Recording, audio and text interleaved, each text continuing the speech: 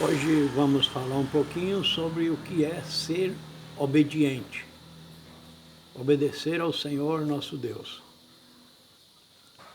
Mas como ser obediente ao Senhor nosso Deus?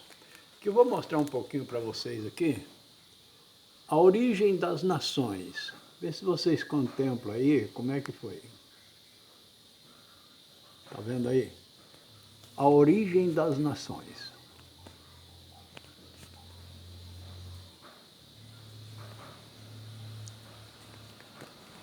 Agora, como originou as nações? No princípio nós sabemos, conforme que já dissemos, Deus tinha um propósito para com as nações, para com o povo. A cada 2000 anos que o povo rebeldeava contra Deus, Deus envia um novo recurso, um novo reconcílio, para que o povo se converta. O rei Salomão disse assim: onde não há profecias, o povo se corrompe. E no livro de Tessalonicenses está escrito assim: orai sem cessar, não desprezeis as profecias. Deus sempre tem os seus profetas pelo mundo afora, em cada local. Deus tem os seus recursos. Então agora eu vou falar um pouquinho sobre obediência, como obedecer ao Senhor nosso Deus. Eu tenho certeza que se eu fizer essa pergunta, dessa leitura que eu vou ler aqui, na Bíblia, se eu fizer essa pergunta para você, você vai dizer que não. Assim tanto quanto eu, talvez a minha fé não alcançaria tal recurso de alcançar tão grande fé assim, tão grande misericórdia assim como foi. Então existia um certo local, um certo homem chamado Abrão. Está escrito no capítulo 12 de Gênesis, no capítulo 12 de Gênesis, e o verso 1 a seguir, diz assim: ora, o Senhor disse a Abraão: sai-te da tua terra e da tua parentela e da casa de teu pai para a terra que eu te mostrarei. Deus disse assim, não é? E far-te-ei uma grande nação, e abençoar-te-ei, e engrandecerei o teu nome, e tu serás uma bênção. E abençoarei os que te abençoarem, e amaldiçoarei os que te amaldiçoarem. E em ti serão benditas todas as famílias da terra.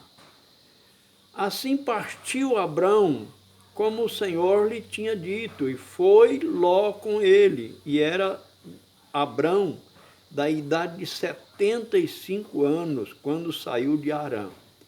E tomou Abrão a sua mulher, Sarai, e a Ló, filho de seu irmão, e toda a sua fazenda que havia adquirido, e as almas que lhe acresceram em Harã, e saíram para irem à terra de Canaã, e vieram à terra de Canaã. E passou Abrão por aquela terra até o lugar de Siquém, até o carvalho de Moré, e estavam então os cananeus na terra. E apareceu o Senhor a Abraão e disse-lhes: a tua semente darei esta terra. E edificou ali um altar ao Senhor que lhe aparecera. Nós vamos continuar indo um pouquinho a mais na leitura. Sabe por que Deus tirou Abrão lá daquela terra? Porque o povo lá era um povo idólatra. Era um povo que cada um tinha o seu Deus diferente.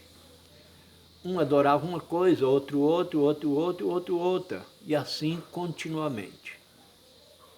E Deus conhece os corações, porque a Bíblia fala que Deus vê o nosso interior. Nós, os homens, nós vemos a aparência exterior, mas Deus vê o interior. Deus conheceu o coração de Abrão e resolveu tirar ele dali para começar a nação de Israel. Abraão já estava com a idade de 90 anos, 99 anos tinha a mulher dele. E quando apareceu o anjo do Senhor, e ele o recebeu na tenda. Naquele tempo ninguém fazia casas igual nós fazemos hoje, não. Casas com água encanada, casa de tijolo, casa de alvenaria, rebocada, pintada. Não, naquele tempo eles habitavam em tendas. Eram as tendas, uns ranchos improvisados. Era o jeito que eles habitavam. Então Deus resolveu fazer com ele dessa maneira, porque conheceu o coração dele. E ele estava na tenda, tranquilo, quando apareceu 2 homens lá. E ele, mais do que depressa, muito humilde, correu, recebeu aqueles homens, fizeram com que eles assentassem, fizeram lá uma comida para eles e tal, não sabendo que eram anjos de Deus. E os homens chegou, conversou com ele, falou assim, olha, o ano que vem, nesta mesma idade, a tua mulher terá um filho, estará com um filho no braço. E ela lá dentro escutando, lá na tenda, lá dentro escutando, fazendo a comida para os homens, e estava escutando. E ela sorriu. Eles lá fora sentiu, sabia que ela sorria, porque era anjo de Deus, disse assim, por que a tua mulher sorriu? Ela lá de dentro falou assim, eu não sorri, mas ela sorriu sim. Achou graça. No capítulo 17 de Gênesis, Deus muda o nome de Abraão. Passa a ser Abraão. Diz assim, o capítulo 17 diz assim, sendo, pois, Abraão da idade de 99 anos, apareceu o Senhor a Abraão e disse-lhes, eu sou Deus Todo-Poderoso, anda na minha presença e sê perfeito. E porei o meu concerto entre mim e te multiplicarei grandiosamente. Então caiu Abrão sobre o seu rosto e falou Deus com ele, dizendo, quanto a mim, eis o meu concerto contigo, e serás pai de uma multidão de nações. Então se chamará mais o teu nome, não se chamará mais o teu nome Abrão, mas Abraão será o teu nome, porque pai da multidão de nações te tenho posto. E te farei frutificar grandissimamente, e de ti farei nações e reis sairão de ti. E estabelecerei o meu concerto entre mim e ti, e a tua semente depois de ti, e as suas gerações por concerto perpétuo, para te ser a ti, por Deus, a tua semente depois de ti. Abraão, naquele tempo, 99 anos, como ia ter filho? Qual era a esperança dele? Nenhuma. E então ele começou a ficar confuso. Como Deus vai fazer de mim uma grande nação se eu não tenho filhos? Então aconteceu o que eu já falei. O anjo falou que daquele ano seguinte, a mulher dele ia ter um filho. Mas nesse espaço seguinte, a mulher sentia desgostosa porque ela era estéril, ela não criava. E Deus... Aí ela pegou e falou para ele, para o marido, falou, olha, pega a tua criada e fica com ela, e você terás um filho com ela. E chamarás o nome Ismael. E assim aconteceu. Quando foi no ano seguinte, estava lá a mulher grávida e deu à luz e chamou o seu nome Isaque. De Isaque gerou a Jacó, e Esaú. Jacó formou, que foi o que tomou a bênção do primogênito, que era para conceder a Esaú, mas porque eles eram gêmeos, e Esaú foi o primeiro que nasceu, a preferência era dele. Mas ele conseguiu tramar um jeito lá e tomou a bênção de Esaú. Esaú era mais profano, um certo dia, disse para ele: eu vendo o meu direito de primogenitura por um prato de alimento. E assim fizeram o negócio e Jacó deu ele o alimento. Então Jacó tramou tudo, tomou a bênção dele. Chegou no pai, o pai o abençoou, porque naquele tempo os pais punham a mão na cabeça dos filhos e o abençoava. E ali prosperava através da bênção do pai. Por isso, até hoje, é muito necessário que os pais abençoem seus filhos e os filhos tomem a bênção do pai, o que hoje não se usa mais, porque está uma geração rebelde e não se usa mais isso. Mas isso é contra Deus. Então, Jacó gerou 12 filhos, que são as 12 tribos dos filhos de Israel. E Deus chegou a falar com Abraão: olha para cima. Ele olhou para cima: conta as estrelas do céu, se você der conta. Ele disse: não tem jeito, Senhor. Então, assim será a tua descendência, nações, povos, tribos e línguas, espalhados pelo mundo inteiro. Portanto, todos nós que acatamos na obediência à Bíblia Sagrada, seremos descendentes de Abraão. Diferente dos que não obedecem à fé. E no livro de Zacarias está escrito: quando Deus tomará vingança nesta terra, ele lá diz assim: outra vez vereis a diferença entre o que serve a Deus e o que não serve. Vereis a diferença entre o justo e o ímpio. Já pensou nessa situação? Já pensou nisso? Deus é justo, Deus é perfeito, e Ele aceita o pecador do jeito que ele é. Mas, no entanto, pede uma obediência ao pecador. De Abraão veio formando as gerações, veio aumentando, chegou a Davi, o rei Davi.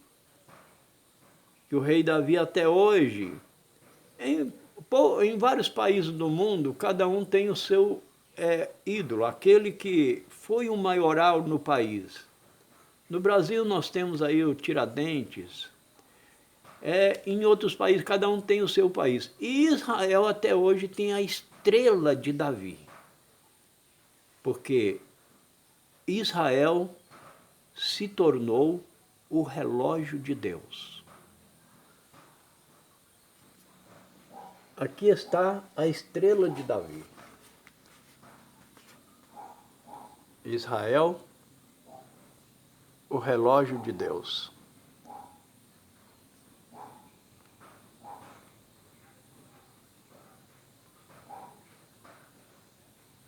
Então, assim acontece que em todas as profecias que é escrita na Bíblia, refere primeiro a Israel. Aí você pode falar: mas está tudo para Israel? Não, mas nós somos descendentes. Lá fala assim, quando Deus prometeu a Abraão, falou: povos, tribos, nações e línguas. Todos nós que aderimos à fé em Cristo Jesus, somos descendentes de Israel. Agora, quem decide somos nós. Lembra que eu coloquei aqui ontem sobre o milênio de Cristo. O Senhor vai arrebatar uma igreja aqui da terra e levar para passar com Ele 1000 anos na glória. Enquanto isso, a Terra que entrará em colapso total. Guerras e rumores de guerra pior, muito pior, qual nunca houve desde que houve nação. Aqui vai chover, vai vir praga de gafanhoto, vai vir a praga de saraivada. Quando começar a abrir, são 7 selos e 7 pragas, escrita lá no livro do Apocalipse, e não tem como desviar. Porque uma certa moça disse assim, eu vou tirar o livro de Apocalipse da minha Bíblia. Mas de que adianta ela tirar? Vai ficar nas outras e queira ou não queira, vai se cumprir. A Bíblia cumpre minuto após minuto. Esta pandemia agora é princípio de dores. Homens malignos, usados pelo diabo, fabricaram coisas para abater a população da terra. Lembra que lá nas 7 pragas, quando o anjo levanta a sua taça, derrama a sua taça lá no alto, derrama a sua taça sobre a terra, morre a 1/3 dos homens aqui. Outro anjo derrama a sua taça, as águas se transformam em sangue.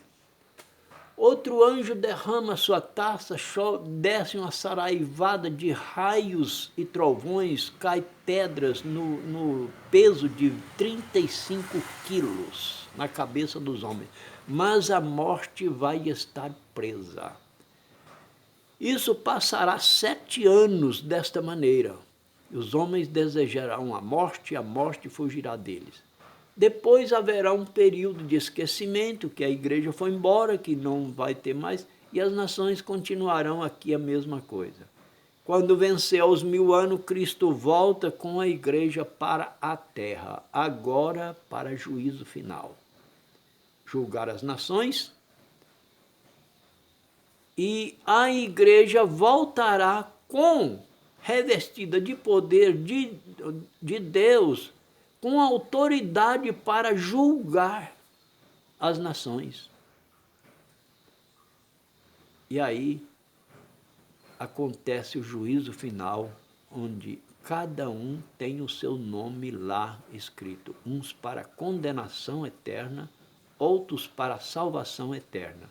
Aí, quando o diabo for lançado nas trevas exteriores, no inferno, e as almas que não obedeceram a Deus, que serão lançadas junto com ele no inferno, eles vão para o inferno. E aí a igreja vai estar com Cristo, que ele mesmo será o nosso Deus, conforme lemos aqui ontem.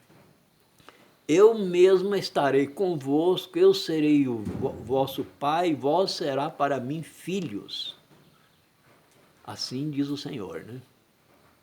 Então, meus caros, vocês é a minha nação.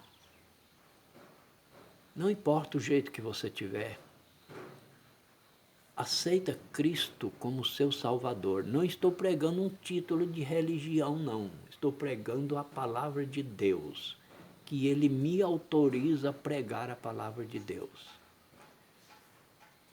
Você aceita Cristo como seu Salvador e tu serás salvo, tu e tua casa. Cristo te chama, vinde a mim, vós que estáis cansados e oprimidos, eu vos aliviarei. Tomai sobre vós o meu jugo e aprendei de mim, que sou manso e humilde de coração. Está escrito em livro de Mateus, capítulo 5, e o verso 28, tá bom? Fiquem com Deus. Se você gosta das minhas mensagens, você pode clicar em gostei, pode deixar a sua mensagem aí abaixo. Se eu tiver tempo, eu te respondo, tá bom? Pode deixar a sua opinião, eu terei prazer de ouvir a sua opinião, tá? E você pode clicar em gostei ou não gostei, a decisão é sua. Então fiquem com Deus, eu te desejo uma ótima semana, um ótimo dia. Eu te desejo tudo de bom para você e que o meu desejo é te encontrar lá no céu com Jesus, tá bom? Fiquem com Deus.